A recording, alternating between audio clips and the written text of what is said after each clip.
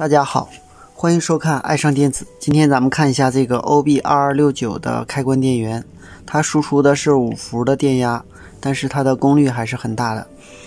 这端是220伏输入，这是 NTC 热米电阻，这是保险，插模抗干扰电容，供模抗干扰电感，整流桥，300伏滤波电容，这个是供电滤波电容，供电的二极管，这个就是功率管，这个是电流取样电阻，这是开关变压器，这个是 DRC 的二极管，这个是 DRC 的电容，这个是关偶，然后这个位置是冷地和热地的一个电容，这个是431，这个是输出驱动风扇的一个二极管，这边是输出滤波电容，这个是肖特级二极管，这个也是，然后这是一个电源指示灯，这边就是 OB2269。OB2269 一角是接地，二角是稳压，三角是启动，四角外接一个电阻，五角是热保护，六角是接一个电容，应该是震荡电容，七角是供电，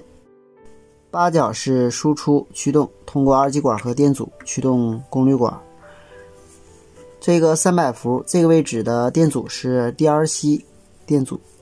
然后通过这儿加到开关变压器的初级，然后开关变压器的初级加到功率管的漏级，功率管的原级通过电流取样电阻接地，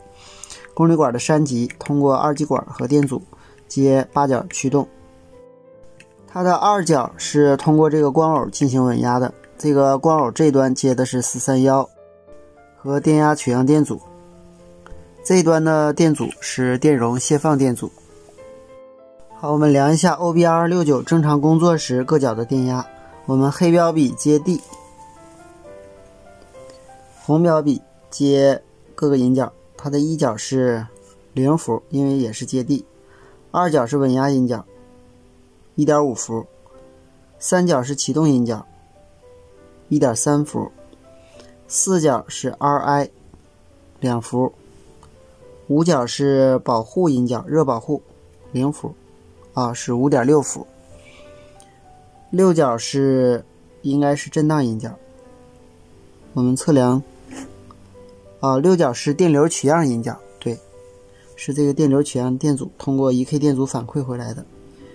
那么这个角是0伏，它的七角是 11.9 伏，它的八角是驱动输出 0.01，